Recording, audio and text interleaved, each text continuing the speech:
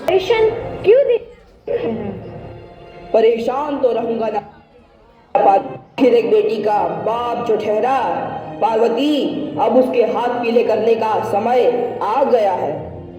पर हमारी आनंदी तो अभी सिर्फ 9 साल की है।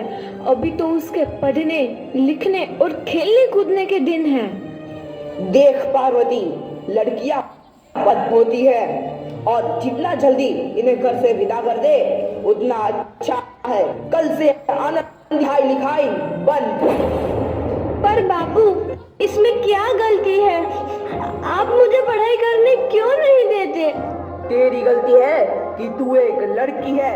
लड़का होती तो बाबू, लड़का होती तो क्या? ऐ लड़की, ज्यादा जबान ना चलना, नहीं तो हलक से खींचकर बाहर निकाल दूंगा। बाबू, मैं पढ़ लिख कर कुछ बनना चाहती हूँ। मेरी पढ़ाई ना रोको बाबू। आनंदी, तुझे पढ़, लेकिन सारी उम्र बाप की छाती पर यूं बोझ बनकर ना बैठ। पर बाबू, अभी पढ़ाई लिखाई की है, मुझे पढ़ लिख कर डॉक्टर बनना है। पढ़ाई पढ़ाई पढ़ाई, आज तो तेरी इन किताबों का काम तमाम करके ही छोड़ूंगा। ये ले। नहीं बाबू, मत पढ़ो बाबू। मत छोड़ी। नहीं नहीं बाबू, नहीं।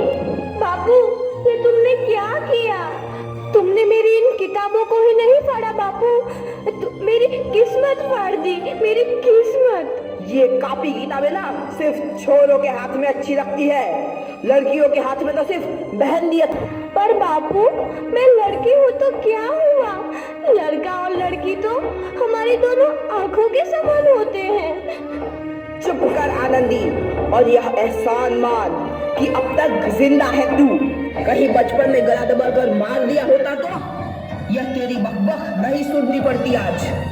पर बापू, मुझे चूल्हा जलाना अच्छा ना लगे है। देख छोरी, जितना जल्दी हो तू चूल्हा जलाना सीख ले, उतना ही अच्छा है तेरे लिए।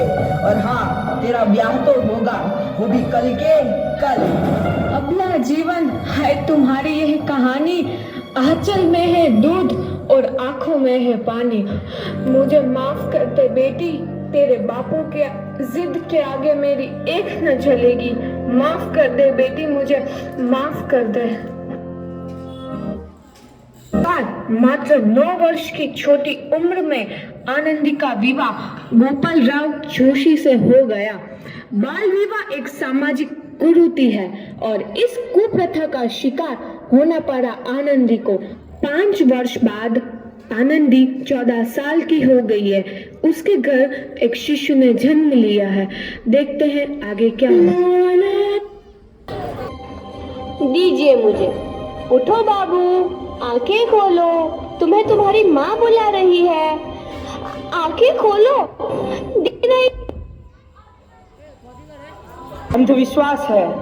अरे आप यकीन तो कीजिए, भगवान की कृपा से इसका माथा ठंडा हो रहा है और बुखार भी उतर गया है ना बाबू?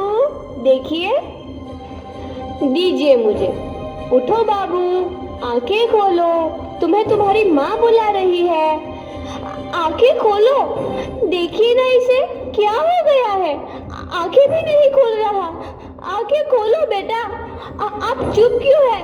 आंखें खोलो बेटा, आंखें खोलो। आनंदी, हमारा बेटा कभी आंखें नहीं खोलेगा। नहीं, ऐसा नहीं हो सकता। मेरे बेटे को मुझसे कोई नहीं छीन सकता, कोई नहीं छीन सकता। पागल मत बनो आनंदी। माधव, माधव। आनंदी, बंद करो ये पागलपन। भगवान ने मेरा बच्चा छीन लिया। भगवान ने नहीं, तुम्हारी अशिक्षा और अंधविश्वास ने तुम्हारा बच्चा छीना है। अगर तुम पढ़ी लिखी होती तो आज हमारा शिशु जीवित होता। तुम अनपढ़ थे आनंदी, अनपढ़। नहीं, अब मैं अनपढ़ नहीं रहूंगी, नहीं रहूंगी मैं अनपढ़। मैं पढ़ूंगी ताकि कल किसी और आनंदी को इलाज के अभाव में अपना बच्चा ना खोना पड़े। शाबाश आनंदी, और यही तुम्हारे अपराध के लिए प्रायश्चित भी है।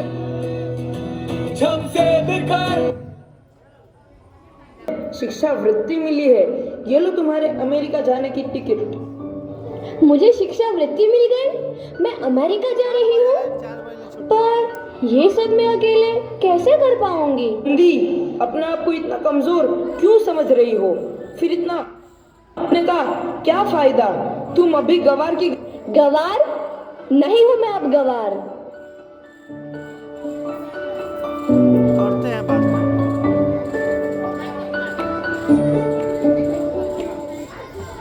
तो इस प्रकार 7 अप्रैल 1883 को आनंदी अमेरिका के पेंसिल्वेनिया के लिए रवाना हुई और 3 साल बाद उन्होंने डॉक्टर ऑफ मेडिसिन की उपाधि प्राप्त कर ली। इधर आनंदी के पिता की तबीयत बहुत खराब है। आगे क्या होता है देखते हैं। का समय आ चुका है।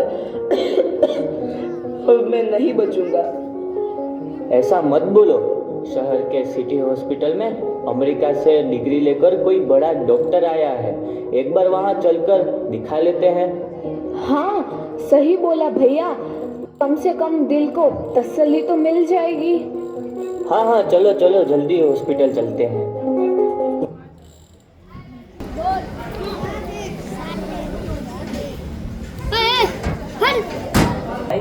डॉक्टर साहब कब तक आ जाएंगे? लो आ गई डॉक्टर में। डॉक्टर मैडम जल्दी देखिए, मरीज की हालत बहुत ही खराब है।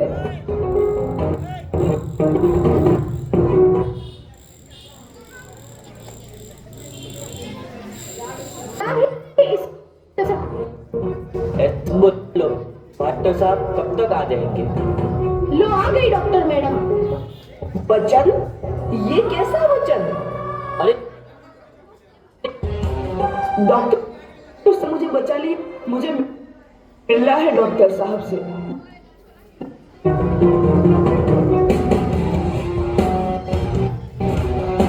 अब आप बिल्कुल ठीक हैं। मौत के मुंह से आपको बचाया है डॉक्टर मैडम ने। डॉक्टर साहब ने मुझे बचा लिया, मुझे मिलना है डॉक्टर साहब से। डॉक्टर मैडम बोलो, डॉक्टरों ने ही तुम्हें जीवन दान दिया है। लो आ गई डॉक्टर मैडम, मिल लो उनसे। डॉक्टर मैडम का बहुत बहुत आपने मेरी जान बचाई। इसके बदले में मैं गरीब हूँ। वचन चाहिए। नहीं कहोगे कि लड़कियां कुछ नहीं कर सकती। वचन? ये कैसा वचन? अरे श्यामलाल, तुमने पहचाना नहीं? तुम्हारी बेटी आनंदी।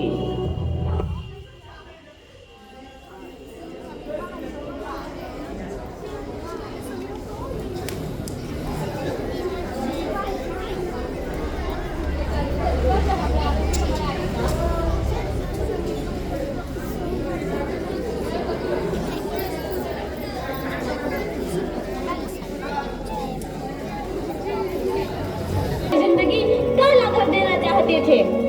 माफ कर दे मुझे मेरी बच्ची, माफ कर दे। मैं तेरा अपराधी हूँ मेरी बच्ची, माफ कर दे। नहीं बापू, मैंने तो तेरा एहसान चुकाया है। याद है ना अपना एहसान जो बचपन में तुमने मुझ पर किया था?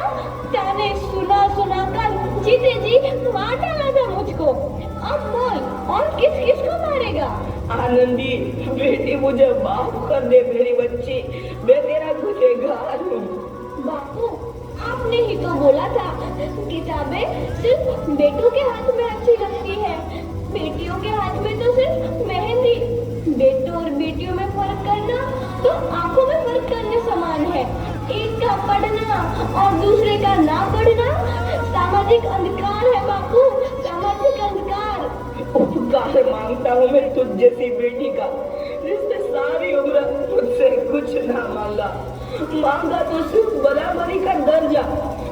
वरना सच तो यह है कि मैं तेरी माफी के लायक भी ना हूँ। मुझ जैसा भाव तेरी बराबरी कर सके उसके मैं लायक भी ना हूँ मेरी बेटी, लायक भी ना हूँ। अपने बापू को क्या माफ नहीं करोगी आनंदी? माफ कर दो आनंदी, माफ कर दो। सुबह का भूला यदि शाम को घर लौट आए तो उसे भूला नहीं कहते। बापू। तो इस प्रकार आनंदीबाई जोशी ने अपनी मेहनत और अटूट इरादे से न केवल भारत की पहली महिला डॉक्टर बनी बल्कि आगे चल के उन लड़कियों के लिए सुनहरा रास्ता दिखा गई जो जीवन में कुछ करना चाहती थी। चलिए, इस कहानी से यह शिक्षा मिलती है कि हमें अपने बाप बच्चों का शादी विवाह ये कम उम्र में कभी नहीं करना चाहिए। कम उम्र में करने से नतीजा बहुत ही बुरा निकलता है। बुरा निकलने का मतलब यह हुआ कि उसके मन से पूरी तरह आश्वस्त नहीं हो पाती है। जहाँ तक हो उनके एजुकेशन पर कभी कमी नहीं होनी है। चलिए अब